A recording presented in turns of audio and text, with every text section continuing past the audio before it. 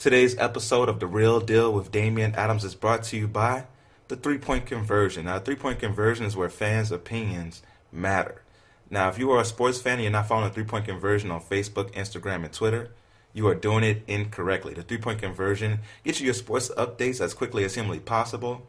You also get in-depth articles on the NBA, NFL, college basketball, college football, boxing, soccer, all sports under the sun. The three-point conversion has you covered. You also get access to great shows like this one, Brownstown USA, and the three-point conversion sports lounge. So make sure you follow the three-point conversion on all platforms because the three-point conversion is where fans' opinions matter. Today's episode is also brought to you by Pickup USA Fitness in Chandler, Arizona. So I'm talking about people in the local Phoenix area. If you are a basketball player, male or female, or you have a kid who's a basketball player, boy or girl, this is the place to get your basketball on.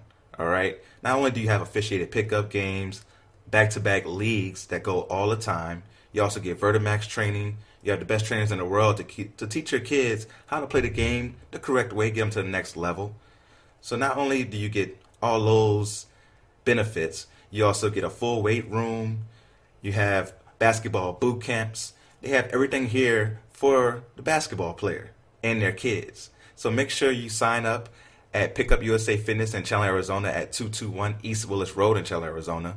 And when you go, tell them The Real Deal sent you, you get 7 days free. You heard me correctly. If you tell them The Real Deal sent you, you get 7 days free.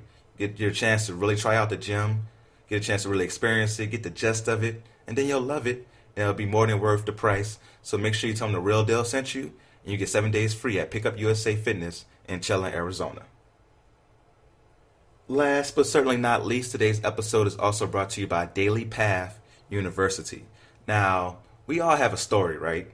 And that story could help the next person or even help the world be a better place.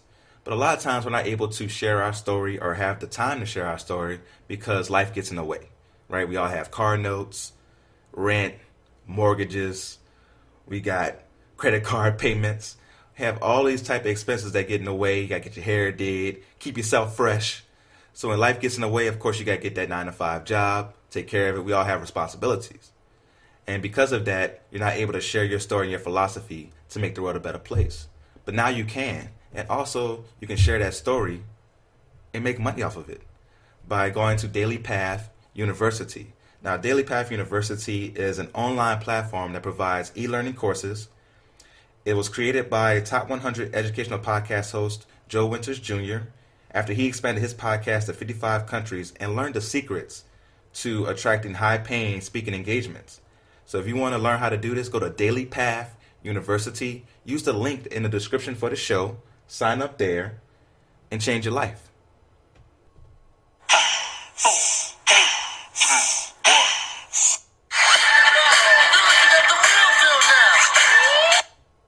Thank you for listening to The Real Deal with Damian Adams. This is Real Sports Talk for the Real Sports Fan, and I definitely appreciate all you Real Sports fans who are listening right now. If you're listening on Apple Podcasts, thank you. Please do not forget to help me out, all right? Go to the ratings and review page. Give us that 5-star rating, that 1, 2, 3, 4, 5th.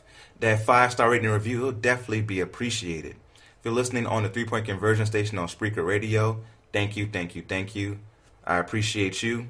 The 3-Point Conversion Station, of course, is where fans' opinions matter. So please let me know what you think of the show. If you think the show is hot, say it loud. I think the show is hot and I'm proud. Say it loud. I think the show is hot and I'm proud. Now, if you think the show can improve, also let me know that. But do not say it as loudly, all right? You could whisper it to me, write a message or something and let me know what I'm doing wrong because I need both your praises and your criticisms to be great at my job. Now, today I'm coming to you on a Wednesday morning. Usually I come to you on the weekend, but this weekend I was a bit tied up as we had a lot of good things going on. My then girlfriend was graduating from nursing school and over the weekend became my fiance as she was crazy enough to say yes to me when I asked her to marry me and spend the rest of her life with me. So I'm on cloud 9 right now, and I truly do feel just awesome right now. Just Oh, come on, guys. You didn't have to do that. You didn't have to stand up and clap and get a standing ovation. I do appreciate it, though. Oh, man. The real deal fans are, just top notch as they stood up and gave me an ovation here at 4 something in the morning. It's crazy how they would do that. Oh, man, I'm speechless. But we have so much sports to get to, and I'm just excited to be back on the mic, back talking to you guys. And where should we start? We had boxing this past weekend. Of course, NBA playoffs is still going on. Where should we start? Of course, we got the social media question of the week. Forgotten players. That's always at the end, though. So I'm going to start with NBA playoffs, all right? So last night we had 2 Game 5s, okay? And both games were blowouts as Toronto handled Philadelphia and Denver handled Portland. So let's start with the Toronto game, all right? Just looking back on it here. Now, Toronto won 125-89 in a crazy, just dominant performance. And I think this performance really showed us that Jared Dudley is a genius. You're like, what? Who?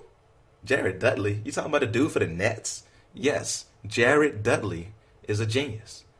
And you may be right now thinking, why would he say Jared Dudley is a genius? Why would he even be talking about this man who's been out the playoffs now for like a full week?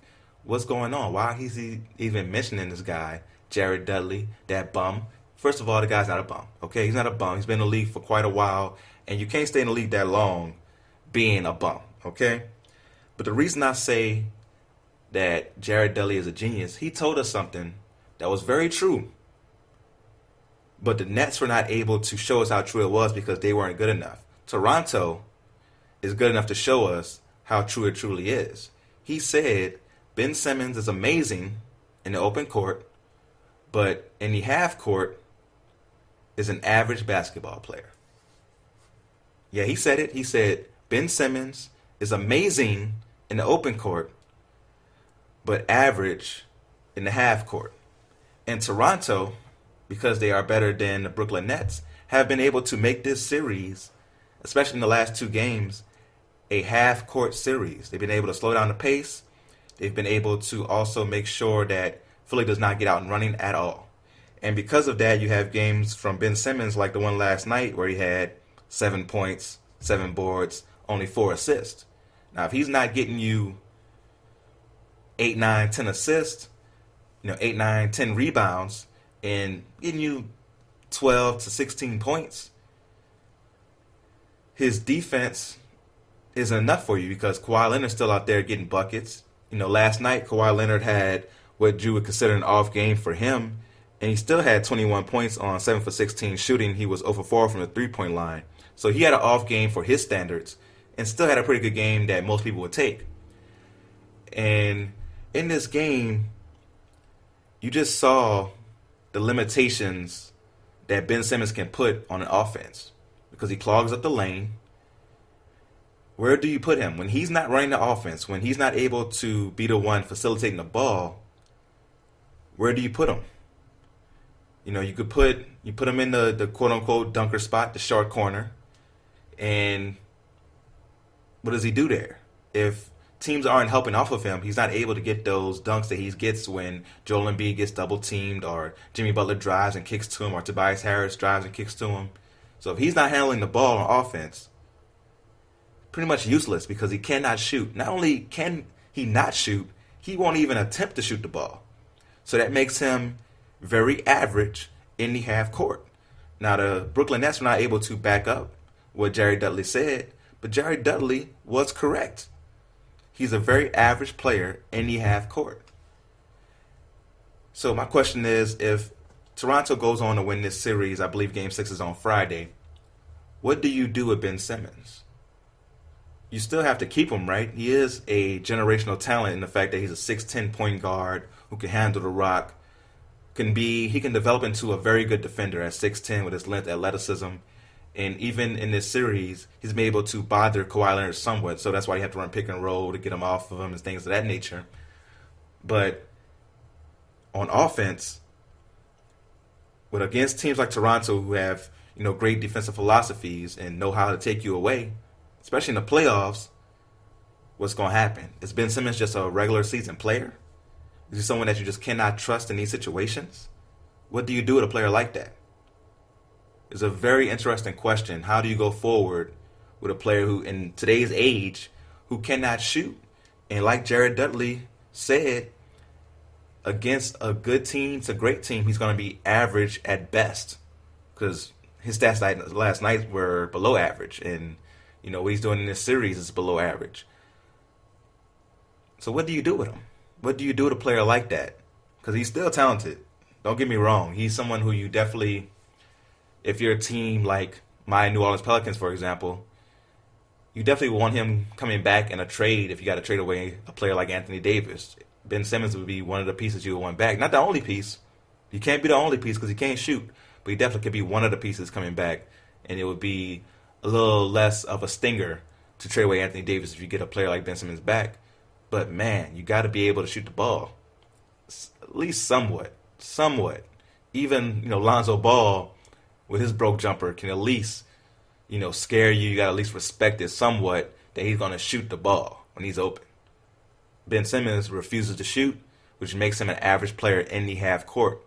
Now, full court, when he's going downhill, going full speed, there's nothing you can do with him. At 6'10", with that speed, that athleticism, nothing at all. But Toronto, again, has done a great job of making sure this series is a half-court series, which now makes Philadelphia depend on Jimmy Butler for everything they're doing.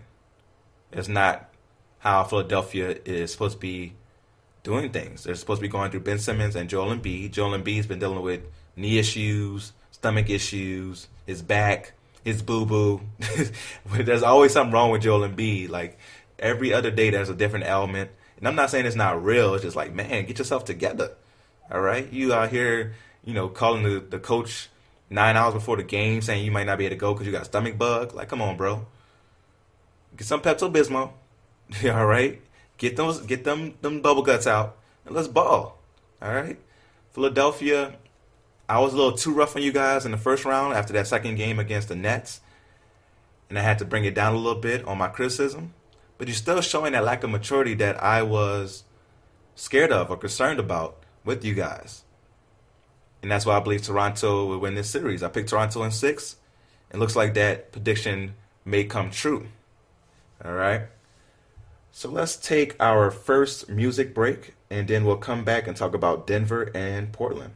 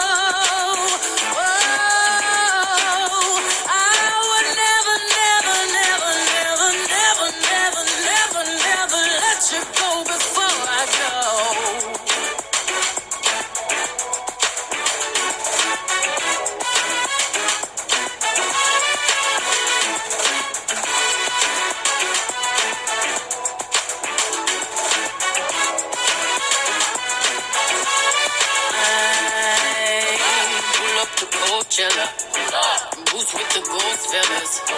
I brought the squad with me. Black on black bangers. I say it's champagne. I did the damn thing. You did Diana. Singing and dancing all in the rain. I just wanna have a good time. Turn around, get inside. And twirl that ass to the right. Funny hot, drop. Cross your legs, turn around and clap. Shuffle to the left, let's glide now. Drop it down low to the floor. Bring it up, tap and roll. Step on them, step on them, kick on them, something you step. Swag the right, serve to left, work the middle till it hurt a little.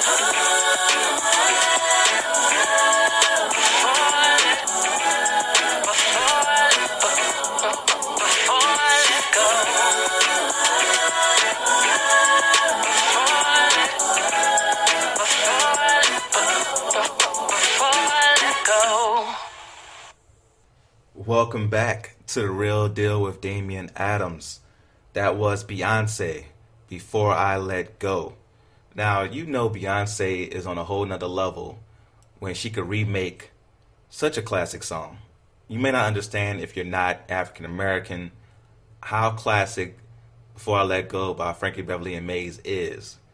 But literally every cookout, every barbecue, every wedding reception, every celebration, you hear the original song. And it's probably going to be replaced by this Beyonce version. And of course you're going to have your few critics here and there, but for the most part, you didn't hear any criticism of Beyonce remaking that song. Any other artist who remakes that song, there's only a few that come to mind who may be able to get away with it. Maybe Chris Brown, because he's so talented, he could do it. You know, he'll do it the right way. Childish Gambino at this point, he probably can't do any wrong. Who else? There's a very short list of people who could remake that song without the black community going crazy. It lets you know what level Beyonce is on. There's a reason they call her Queen Bee. So now let's move on to Denver and Portland. Denver is now up 3-2 after a pretty easy win last night. They defeated Portland 124-98 in a game where Nikola Jokic just showed again why he was a outside MVP candidate this year and why people, the basketball nerds, quote unquote, go crazy about him. He had 25 points, 19 rebounds, 6 assists on 10 of 18 shooting. Man, Paul Millsap coming through. Old father there, somebody who may take Dwayne Wade's name as Father Prime. 24 points, went 9 for 17. You also had Jamal Murray with 18 points. He's been going crazy this series. Some really good highlights, man. Some really good highlights this series. And also Gary Harris with 16 points to go along with his incredible defense that he plays. And Portland was not able to keep up with him in this game. You know, Damian Lillard went 9 for 21, 2 for 9 from the three-point line, 22 points. CJ McCollum only had 12 in this game. When you got Collins and Rodney Hood as your second lead scorers at 14, that's not a good sign for you, and that's what happened to Portland last night. Denver, man, after that San Antonio series, we were all a little worried. I picked Portland in 6, and I'm going to be wrong about that. Now, Portland can still win the series, don't get me wrong, but there's nothing that Portland can do with Nikola Jokic. He's such a beast. He had that crazy 4 overtime game where he played 65 minutes, and as someone who plays basketball at Pickup USA Fitness in Chandler, Arizona, where you can sign up and tell them The Real Deal sent you, you can, as a basketball player, you can't picture playing that long, even if you're in the best shape, you know, and of course I'm not professional, so I'm not in the shape those guys are in, but man, playing 65 minutes, man, that's just nuts, you know, and Rodney Hood in the 4th overtime coming through with the clutch buckets. And, you know, he had the fresh legs. Everybody was exhausted at that point. And even as a watcher, you're like, man, when this game go in, my eyes are getting tired. These eyelids getting real heavy right about now. And that 4 overtime game, I believe that was game 3. And Denver came back after that tough defeat to win the next 2 games. You got to give them credit for that. Their coaching, their perseverance. And you have to just tip your hat to them. And hopefully they can close out this series and prove how good they are, because they may be in position to beat the winner of Golden State Houston. Now that series is tied at all 2, right? Game 5 of that one is tonight, along with the Boston and Milwaukee series. Now this series between Houston and Golden State has been very interesting. Golden State won the first 2 games at home pretty close, but it looked like they were the better team. Houston just didn't have something there, something missing. You know, when you watch Iman Shumpert shoot brick after brick, and you see them complaining for the calls, which it happens. It happened to me last night when I was playing. I got mad and started complaining about calls. I understand it. You know, you get frustrated. But for Houston, it happens too often. You know, with James Harden flopping all the time. Come on, he can be the boy who cried wolf of the NBA. Because there's going to be times where he does get fouled and referees are like, I don't want to get fooled by you, so I'm not going to call this. And that can cost them in the long run. Now, when they got back to Houston, they were able to pick up the slack and win 2 games. You know, Kevin Durant is still out here balling. But Steph Curry, man, my man's out here missing dunks. Like, yo, first of all, you can dunk. We know Steph Curry can dunk the ball. We know he actually can dunk it. But why are you trying to get a dunk with below 30 seconds left in the game and you're down by 5? Like, what are you doing?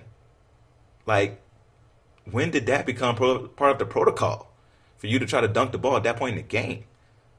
You are bugging, my dude, bugging. And it's too bad that he won't be in Space Jam 2, because I believe this could be the beginning of the plot, right? You see, you can use the real footage from games 3 and 4 to show when Steph Curry got his talent stolen in Space Jam 2. That would have been perfect right there for the movie. You also need more from Klay. Their bench is non-existent. Sean Livingston, who else comes off the bench right now? Because you got Iguodala starting. So for your bench, you got Livingston, you got Looney.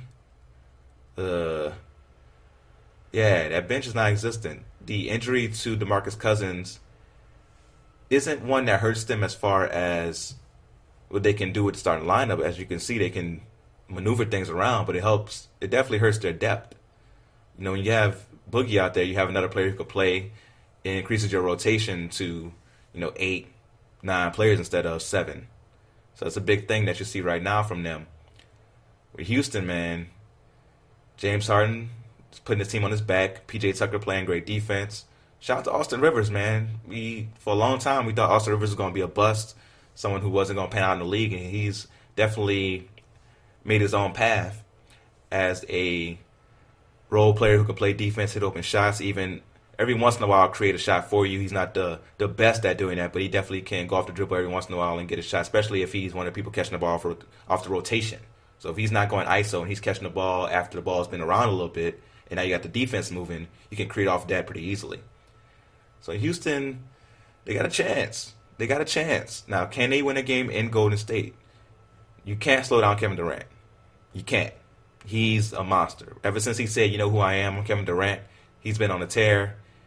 But you can, has been proven, slow down Steph. You can trap Steph, slow him down. His shooting will come back, though. That's the thing. Will Steph have one of those games in Game 5 where you're like, okay, that's the Steph Curry we know. Will he go off and hit 10 threes? Will Klay go off and hit 10 threes? One of those games happen, you're not going to win if it happens along with Kevin Durant doing what he's been doing. So I'm looking forward to the rest of this series, man. Should be a good one. And the other series we got is Boston-Milwaukee. Now, Game 1, Boston looked like the team that we thought they would be all year. They were building walls in front of Giannis on fast breaks. He wasn't able to penetrate and get buckets, get to the foul line. Kyrie was out there balling. Gordon Hayward came off the bench and was very productive. In the last 3 games, we've seen the Boston that made us perplexed during the regular season. And it's something that you just have to laugh at. You really can't explain it, why they have not lived up to their potential. They have a great coach. I still believe Brad Stevens is a great coach. He's proven himself to be a great coach with his X's and O's. But maybe he can't handle this many Jimmy and Joes. you think about the rotation on this team, even with Marcus Smart hurt, you still have so many players that you have to play, right? And this year we've seen players take a step back, like Jason Tatum. We thought Jason Tatum was going to take off this year, and he's not the same player. Some people blame Kobe Bryant for that because he went training with Kobe Bryant, and now he's got that Mamba mentality. And some people say you can't have Kyrie and Jason Tatum on the same team with them both having that Mamba mentality. And Kyrie's the better player right now, so he's got to be the alpha dog when it comes to taking over at certain points of the game. And against a team like Milwaukee, that can be tough because they're so big, so long. Kyrie, is not that tall, not that long. Even though he's such a great player, he's a genius with the basketball, as he would say. It's still tough. You're going to have nights where you go 8 for 22, 7 for 22. It happens. And is there anyone else on Boston who can pick up the slack? They have a lot of very good players. Or I'll say a lot of good players, a lot of solid players. But they don't have enough stars. And that's when all those assets that you have should have come in handy. And you should have traded some of those assets to get another star. Now, maybe they still can do that. Maybe they will try to get Anthony Davis in the offseason. But for right now, as my man Bomani Jones would say, they have a bunch of low spades. And you got to go out there and get yourself a joker, a deuce, depending on how you play. I play joker, joker, deuce, deuce. So if you play like that, you got to get yourself a joker, a deuce, and maybe an ace. Right now, you have a king, or you could consider Kyrie an ace. You have yourself an ace. Maybe you got you a jack, 10, 9, 8, all those spades. But you don't have the joker, you don't have the deuce. Right now, teams like Golden State, they got a joker in Kevin Durant. Toronto, they have a joker in Kawhi Leonard. Milwaukee has a joker in Giannis Antetokounmpo. You need that joker-type player. The joker, speaking of the joker, the Nuggets have their joker in the joker, Nikola Jokic. So you need those type of players to get past these tough points. And you see what's happening when you don't have them. Right now, Philadelphia, they have one in Joel Embiid, but he's not playing like the big joker right now. So you need to find that player and trade some of those low spades. And I think Boston series will go ahead and end tonight in Milwaukee in Game 5. And I believe Kyrie's going to leave.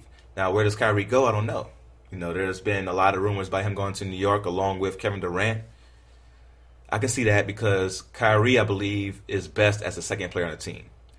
And if he's your second best player, you're in really good shape. And if he goes to New York with Kevin Durant and along with a high draft pick that they would have, New York would be in very good shape. It's been a really long time since that team's been in shape like that. And it would help the NBA, but I'm not one of those people that thinks that the Lakers and the Knicks have to be good for the NBA to thrive. I don't believe that. Wherever your stars are, that's where people will come. Like Milwaukee is going to be a place where you can have them on national TV. You can market the league through a player like Giannis Antetokounmpo, no matter where he plays. So I don't really believe in a big market thing. That's why the whole Anthony Davis situation is stupid to me, because you don't need to be in a big market. If you're winning, it doesn't matter where you are. Like LeBron was in Cleveland, winning, didn't matter. Miami, as beautiful as it is, isn't a big market. Wherever you're winning, you make the market. The market doesn't make you. Just had to get that little rant off real quick. But that's the end of my NBA playoff talk. We definitely got to talk some boxing. But first, let's take a music break and we'll be right back.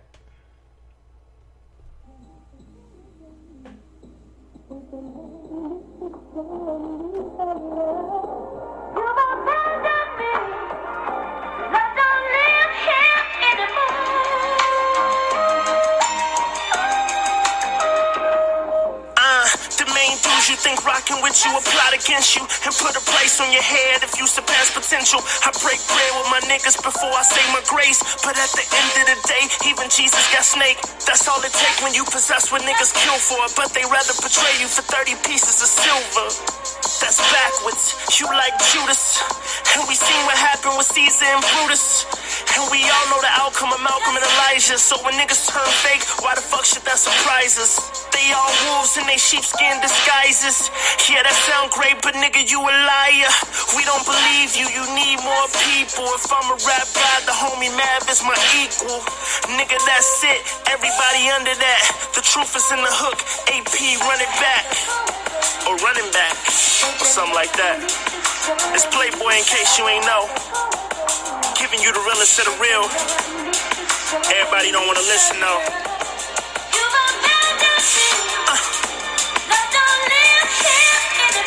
No, I don't. No, I don't. Nah, I don't. I don't know who to trust. Can't remember who I fucked. My claim to fame is a shame, and I've had enough. This girl just texted me recently. What up, Play B? I'm 6 weeks late and I'm about to have a baby. Fuck that gotta do with me, and yeah, that's crazy. I don't understand. She said it's between you and another man. Stamp, and I don't think the baby by you, boo. Cause he don't always pull out every time like you do. I'm sitting calculating numbers like Sudoku. If you was in my shoes, fool, tell me what would you do? I was always taught from day one to man up. I texted back in all caps like, what's the plan, love? Damn, bruh, she responded, I don't know. Got a couple kids already, so it's hard to manage more. Here we go, whatever you want, do, that's cool. But if that baby green-eyed, then we got issues. I swear I be going through grown man problems like kept the IRS on my back. And these days, so many snakes slither through the grass. Ain't nobody got time for that. Damn shame. Things not always what they seem, or at least what they used to be. Maybe, I don't know. Bros turn to foes, friends turn to frenemies. Satan even took safe haven under forbidden trees of fruit. Hate to admit, he's the truth. They emotions is evoking, jealousy is the proof. Niggas hating is a hobby, but when they recognize me, know the proof is in the pudding. So I look like Bill Cosby to these sorries. I'm like Illuminati to your army. No weapon formed against me shall ever harm me. A prosper, keep knowledge like the good book Proverbs. The fact you disrespected me is absurd. You got nerve. Tried to walk a straight and narrow, but I got curve. Thought you was a little saint till you got served. Traitors and cowards, I don't never fear those. Nigga, I defended you when they called you weirdo. But still though, love don't live. Rarely do we receive the same love that we give. Shit, I guess it is what it is. It's what it's like when you do it big in this biz. Jealousy is what they telling me. Way it is now, I'm thinking it'll forever be.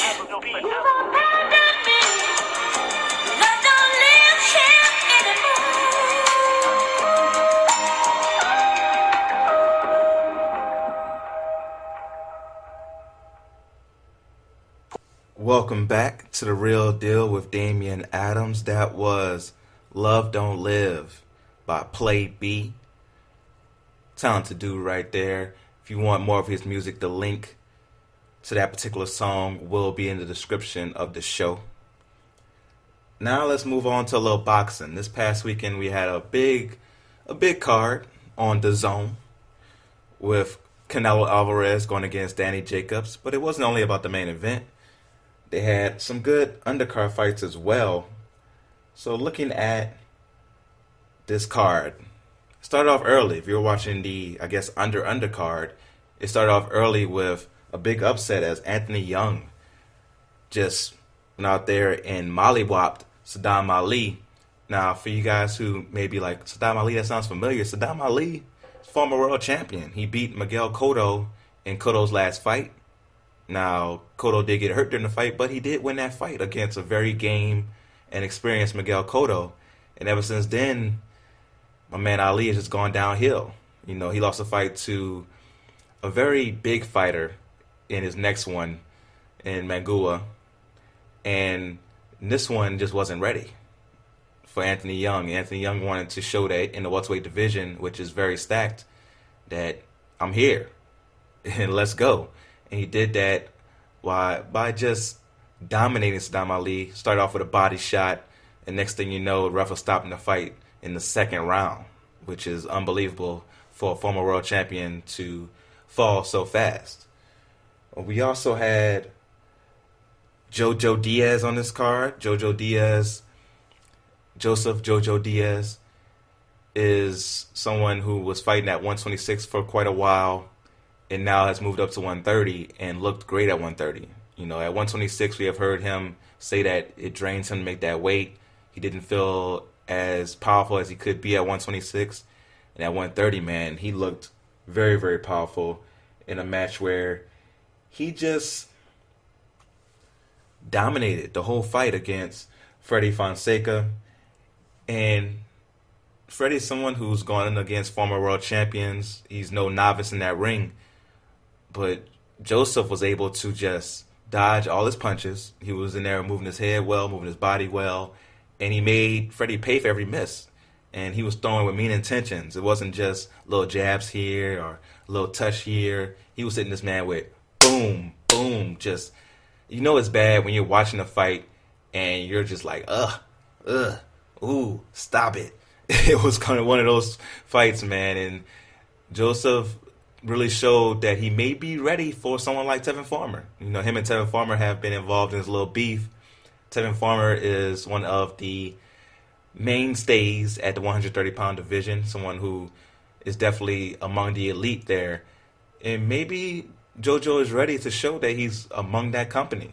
Maybe he can get a fight with him or get a fight with a Gervonta Davis, someone of that nature, to show how good he truly is, because he dominated Freddie, man. It was an awesome, awesome performance in that one. And then in the co-main event, we had Virgil Ortiz Jr., someone who's up and coming, show that his power is real. He defeated a veteran who's been in the ring for a long time, someone who definitely knows how to box, in Mauricio Herrera, and just dominated. He did it in a way where Herrera had no chance. You saw the power, you saw the skill. He did a great job of getting out of range of Herrera and then coming back into range to hit Herrera with nasty right hands. He took advantage of the fact that Herrera had his hand down. He knew he was quick enough. He said in the post-fight interview, I knew I was quick enough to hit him before he got his hands back up. And that's something that you don't see from a young fighter. The little nuances like that he knew, like, okay, I know that I'm good to go. I know I can hit this guy when I want to because of what he's doing. And that's something I look forward to seeing what Ortiz does later in his career. We also had a fight earlier that I forgot to mention that caught my eye was Lamont Roach Jr., right? Now, he's someone who is an up-and-coming prospect, very young, and he had a difficult fight, right? And it's something that you need at this point in his career. He needed that difficult fight to go on and maybe become a world champion one day. But in the fight, you saw some weaknesses. You saw how the fighter was able to, the opponent, Jonathan Oguendo, was able to get into the skin and also get into the defensive stance of Lamont. And Lamont did a good job of adjusting. He showed later in the fight how he was more of the boxer. He was able to back up, get some combinations off. But in those first few rounds, Oguendo was really able to get on inside and truly, truly make it uncomfortable for Roach in this fight. But he did a great job. And it's something that you have to tap your hat off to again, is that he was able to adjust. Now, against a better fighter who fights that same type of style where he wants to go on the inside, will Lamont be able to do the same thing? It's a very good question, right? But I think this experience will help him going forward. He got bloodied up in this fight. I know he's sore, probably still today, after that fight because of the physical nature of his opponent. But I think he will go forward and do well. I want him to work his jab more. I want him to use his combinations more. I want him to establish the distance of the fight more. Make sure that the other fighter isn't making you uncomfortable. You have to, if you're the elite fighter, you have to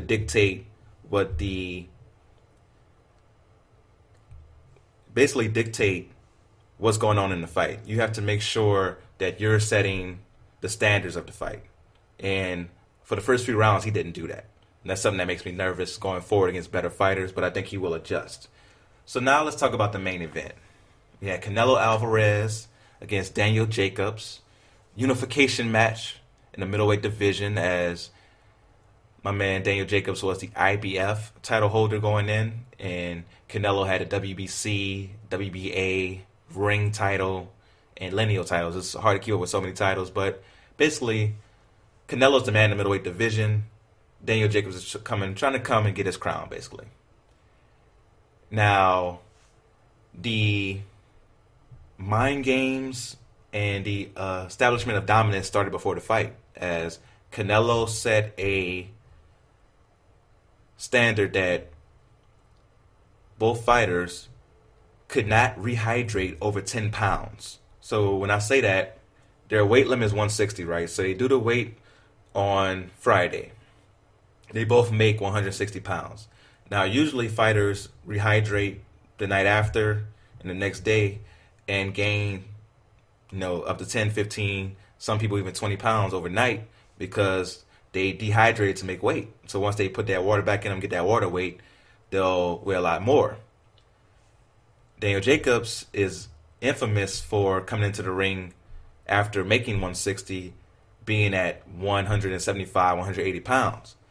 So Canelo's like, because I am the man in this fight, I'm the A side, I get to set the rules. You cannot be any bigger than 170 coming into this fight. And if you are, it will cost you. So the next day, they had their weight in where they had to be at 170. Canelo made it pretty easily. Daniel Jacobs was 173 pounds. He had to pay almost $1 million because of those 3 pounds. So you're like, okay, you sacrifice $1 million to be at your comfortable weight. You better come in this ring and use it, right? And during the match, I was very disappointed in Daniel Jacobs. I gave him the first round, right? As they were just filling each other out. Not much action was happening. He landed a few more punches. I gave Jacobs the first round. From round 2 to about round 7 or 8, Canelo got very comfortable. And he was able to pretty much do what he wanted to do. He was picking apart Jacobs in a great defensive way. Jacobs was trying to land a jab, but was going only to the head. That's something that I mentioned before the fight, that Jacobs had to mix up his attack, go up and down, not just fight tall, but do not fight long. And he did that thing that I was not wanting him to do. He was going up top, and he would go with the jab. And you want the jab to be consistent, but not to the point where Canelo was able to time your jab and know what was coming. And Canelo was just out there just too comfortable. He just was in his element. And you could tell that it didn't seem like Jacobs came to take the throne. Even though Jacobs was a title holder, we all know Canelo is the quote-unquote middleweight champion. So he definitely needed Jacobs to come with more urgency. So do you blame Jacobs for that? Do you blame his trainers for that? What is the reason that you were not able to make this fight what we thought it was going to be? Because this fight wasn't a great fight. It was okay, good maybe, but it definitely wasn't a great fight. We didn't live up to expectations. I thought it was going to be one of those fights where we saw, fireworks probably after the 4th round on through, and we didn't see that. Jacobs was not able to make Canelo uncomfortable at all. Jacobs did start to pick up his urgency in the later rounds, but I still thought Canelo was winning half of those. So I had Canelo winning 116 to 112 in a fight where I thought he controlled most of it. Did a great job of countering Daniel Jacobs, getting on the inside, getting the cleaner shots. That's something that he's known for. And Jacobs was not able to turn up the heat. And I was wondering the whole time, when are you going to turn up the heat? You see that your boxing is not working. You're getting outboxed. Use that extra weight that you paid $1 million for. Get rough with him. And it never happened. So I was a little disappointed in that. But Canelo did a great job again. Now the big question is, what's next for Canelo, right? As Canelo continues to just go along this path to make the middleweight division his, right? I think that Canelo should take on someone like Andrade next. We've seen Triple G. We've seen what happened. I know Triple G wants that rematch. and it would be something that would attract fans to the zone. It would be a big moneymaker for them. But as a boxing fan, I would rather see him go against Andrade, Billy Joe Saunders, or even go to 168. But I know he wants to be the undisputed middleweight champion, so you have to go to Andrade for that. And let's see what he can do against a fighter like Andrade. Let's see a different style. Let's see something that can challenge him in a different way. You know, Triple G is a very big challenge. Some people believe Triple G won those 2 fights. Some people just don't like Canelo, so that could be part of it as well. I thought those fights were both very, very close. Could have went either way. So I was not mad at Canelo winning the second one and the draw in the first one. I wasn't mad at that at all. So Canelo's on his way to being an all-time great. So he has the options to do whatever he wants. So hopefully he continues to make the fights that we want to see. Daniel Jacobs was a fight that we wanted to see, and Jacobs just didn't bring it. He did not live up to his part of the bargain. So for Jacobs, hopefully he can recover, take on someone else in the middleweight division, or maybe move up to 168 and become a champion. But I don't think he's in Canelo's league right now. And I didn't think I would be saying that after this fight. I thought I'd be talking about a very close fight, but unfortunately I'm not. So congrats to Canelo. Congrats to the Zone for a good showing. I am definitely someone who subscribed now to the Zone. I went ahead, I paid the $100 for the year. I'm a true boxing fan, so it's not a big investment for me. It's something that if I was paying $20 a month, I might as well pay the $8 a month and get the $100 throughout the year instead of paying just $20 per month. And next thing you know, I'm paying way more than $100 because I didn't want to make the commitment. So that would be my advice to you if you are a boxing fan like myself. Now we're going to take another music break, and we'll be right back.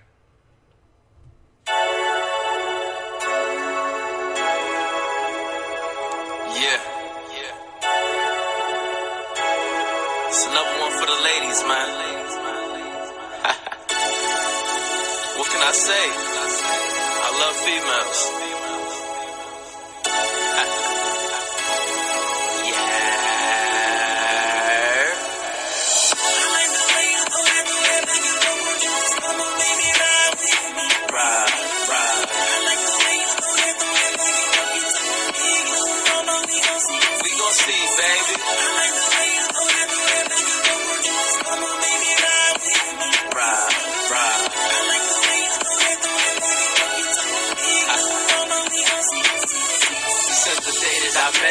I've been feeling some kind of way.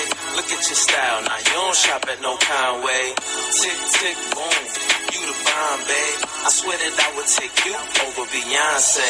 Gotta admit, depending on what my mom say, might have to think about making you my fiance. You know the things we be doing after a long day. Pop it like champagne, now put your lips on this Andre. Turn out the lights and we can make this a blind date. I always murder that kitty, I'm increasing the crime rate. Say goodbye to your exes, them niggas gone, babe. They was just appetizers, and I'm the entree.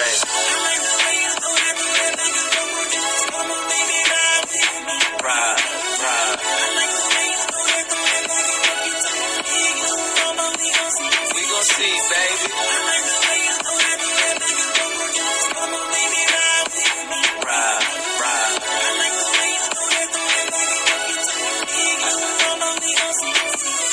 I see the way they looking at you, baby, that's jealousy. Because you killing them girls, ain't that a felony? You see I'm all in, I'm giving you the best of me. The only one getting them goods is what I better be. And when I'm mad, the sex is like my therapy. It's already so good that we don't need the ecstasy. I turn you into a singer when you have sex with me. I be like, hold that note, keep that melody. When you want it, you always try to wrestle me. So I put my head between your legs like a pedigree. You trash talk when you texting me. I reply, Foxtrot, November Charlie. We gon' F and C.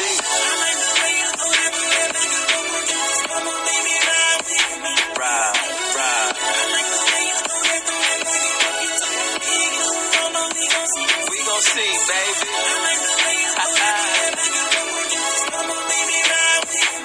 Ride.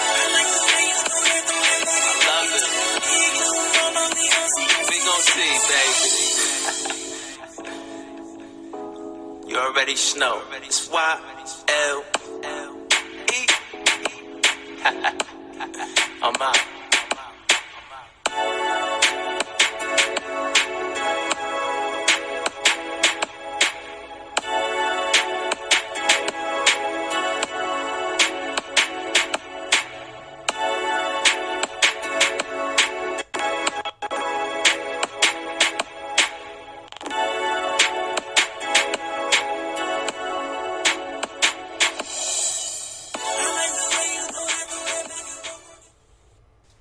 Welcome back to The Real Deal with Damian Adams. That was I Like the Way by YLE. So make sure you look him up, YLE. You can follow him on Instagram at Shaboing Boing Man. Shaboing Boing. Now it's time for us to move on to my social media question of the week. This week, my social media question was, if you use a time machine and put any two boxers in a match together, which two boxers would you put in the ring to see them fight against each other, and who do you think would win? So I got some very good answers this week. I want to thank everybody for chiming in, giving their 3 cents. So let's start with my man Todd Vandenberg. He said Muhammad Ali versus Joe Louis. And I have no damn idea who will win. That's why I want to see it. Makes sense. Makes sense. That's one that's tough, man. I've watched a lot of Muhammad Ali video. To be honest with you, I haven't watched that much Joe Louis. I need to go back and watch Joe Louis and watch how he fought. I've seen highlights, of course, but I haven't seen full fights of Joe Louis. It was just so long ago, you know. But boxing has such a long history, and it's so much I have to go back and watch, being a boxing lover. So I will go back and watch some Joe Louis fights to have more of a opinion on that one, but definitely think it would be a great fight to see.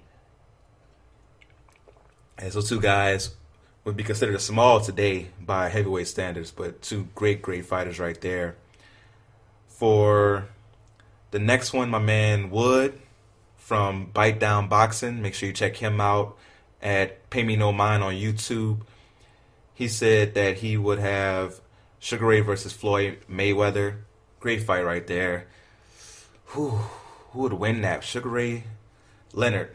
Not Sugar Ray Robinson. Sugar Ray Leonard versus Floyd Mayweather. We've seen Sugar Ray Leonard lose. Now, do we see him lose badly in his prime? No. You know, a lot of times when we see him lose, it was because he's come back from retirement or something like that. Floyd Mayweather, so great defensively. Will he be able to keep the greatness and the quickness of Sugar Ray Leonard off of him? That's a very, very hard thing to see, man. I would have to go with Floyd by decision in a great fight in that one. My man Eric Duran, long-time boxing writer, he said that he would love to see Triple G versus Marvelous Marvin Hagler. That's a crazy one. Two guys who would just go at it, and both guys have great chins, can take punches, can throw punches. No idea who would win that fight. I have to go with Hagler in a close one, but Triple G definitely would not go down like no punk at all. He also said that he would love to see Lomachenko versus Duran at 135. Ooh, the boxing genius of Lomachenko versus just the hands of stone in Duran. Ooh, yeah, that's a tough one as well. I don't want to be going off of recency bias, but Lomachenko's a tough man to beat at 135. My man L.A. Broadus from Browntown, USA. Make sure you subscribe, to Browntown, USA, available everywhere. Podcast. He said Muhammad Ali versus Mike Tyson. I would have to go with Ali. Tyson's prime has become a little overrated in my opinion. He has some names that he beat, but when he was getting beat by Holyfield and getting beat by Lance Lewis, it wasn't like he was that old at those points. Against Holyfield, he was the younger man by 5 years. Again, in those two fights, I believe he was 28 and 29 when he went against Holyfield and got beaten that way. So Tyson's prime, I believe, it was great, don't get me wrong. From 85 to 89, he was that dude. But when he lost to Buster Douglas, he wasn't that old, and Muhammad Ali, such a great boxer, so fast. In his prime, I don't know if Tyson could get on the inside of his guard. So young Ali, young Cassius Clay, I think has to get that victory over Mike Tyson. My man Calvin Cately, fellow Saints fan, who dat? He said that he would like to see Ali versus Klitschko. Now, which Klitschko is he talking about? He's talking about Vladimir Vitale. So for this argument, let's say he's talking about Vitale, right? Vitale was a great boxer who definitely used his size. Now, Ali never fought against anybody as big as Klitschko, right? So it would be Very interesting to see how he dealt with someone of that size. Now, the speed of Ali would be too much for Klitschko, in my opinion, so I believe Ali would win, but it will be very interesting. He also said he would like to see Roy Jones Jr. versus Andre Ward in their primes. Ooh, I'm a big Andre Ward fan. Huge Andre Ward fan. But Roy Jones in his prime? Roy Jones in that time, so you're talking about that middleweight Roy Jones. Or you could do light heavyweight because Andre Ward did move to light heavyweight. But prime, let's talk in middleweight. You talking about prime, both guys in their prime, at their best? Man. Andre Ward's great, but I have to go to Roy Jones in that one. And we've seen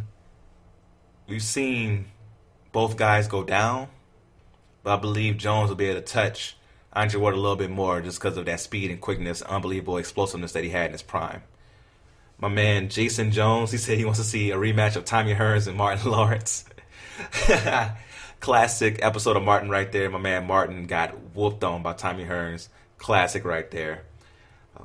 Matthew DeBias, hopefully I'm saying that correctly, said he wants to see Sugar Ray Robinson versus Archie Moore for the light heavyweight title. A little bit before my time. I've seen some Sugar Ray Robinson fights. Not really that familiar with Archie Moore.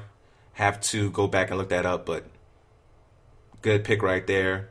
My man Daniel Anton Tradwick, he said Prince Nassim versus Lomachenko. Ooh, my man Prince Nassim was very exciting in his prime. Now, he wasn't the best boxer. He's a bit wild. I believe Lomachenko would be able to take advantage of that and beat him in the same way that you saw Prince Nassim get beat later in his career by, that was Marco Antonio Barrera, if I remember correctly, where he just got dominated by someone who was a pure boxer. I'm at Ab Stanley, senior writer for the 3-point conversion, said Pernell Whitaker versus Sugar Ray Leonard. Pernell Whitaker, man. Sweet Pea. He was awesome. You know, he was someone who should have a better record. He got robbed a few times and was such a great defensive fighter. Again, Sugar Ray Leonard was someone who was great on both sides. I would go with Sugar Ray Leonard in this one, but very, very close. Ab Stanley also said he would love to see Drago versus Clubber Lang. That's very good. Drago, man, such a big character. Clubber Lang was so powerful as well.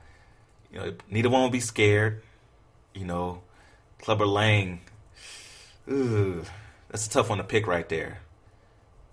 I'm going to go Drago. I'm going to go Drago over Clubber Lang in that one. My man Courtney Hardin, my Real Deal brother. Check him out, The Real Deal with Courtney Hardin. He does weekly Instagram podcasts. He said he would love to see Triple G versus Bernard Hopkins. That's a good one. And he also said he would love to see Floyd versus Pacquiao in their primes. Now, he's a Pacquiao fan, all right? In their primes, I still believe Floyd wins against Pacquiao, but I can see why he would want to see it maybe a few years earlier to see Pacquiao at his best against Floyd, but you got to remember Floyd would be at his best as well. I think Floyd at his best is just better than Pacquiao. But Triple G Hopkins, man,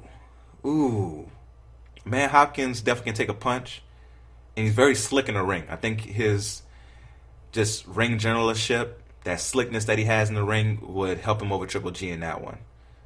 My man Bartholomew Jenkins, he said he would love to see Tyson Ali, another good one, and Floyd Mayweather versus Pernell Whitaker.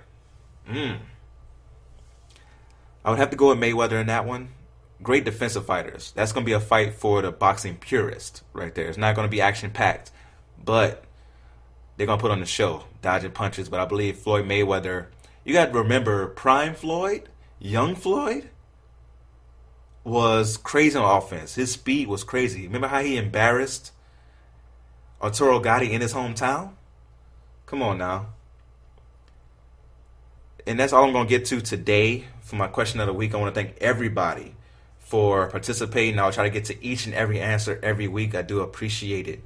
We're going to take our last music break and come back with The Forgotten Player.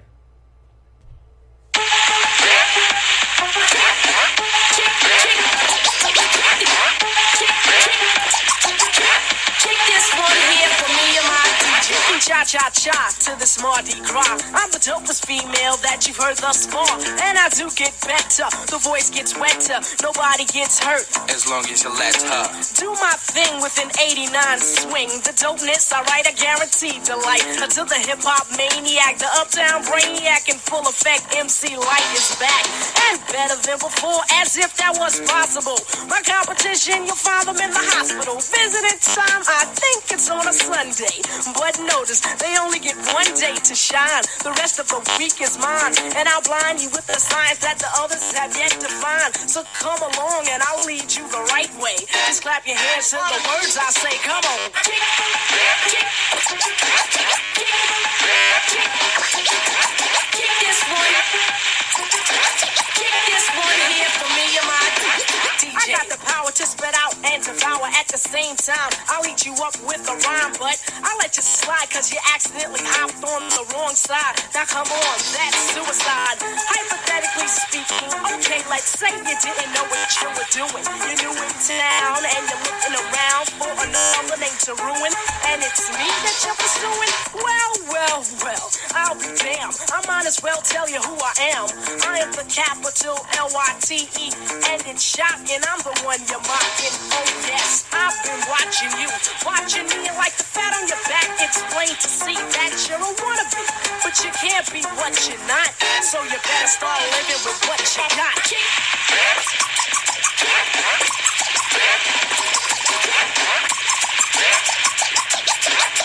This one here for me and my DJ K-Rock, let me hear it scratch. Now it's time to kick a rhyme out the patch, and you're the receiver, eager as a beaver. Time to convert the non-believer that I'm a road runner, leaving you in the dust. I can't adjust to the times, and at times I might just get quicker than the ticker of your pacemaker. More tender than a rollie, or harder than a jawbreaker. So don't ever second guess me. And if you're wondering who could the best be, think a second and recollect the worst whipping you ever had yet. And I'll bet that I did it. My fingerprints are still on you. How many times I gotta warn you about the light? It'll blind your sight, but the rhythm will still guide you through the night. Kick, kick, kick, kick, kick, kick, kick. Kick, kick, kick, kick, kick, kick, kick.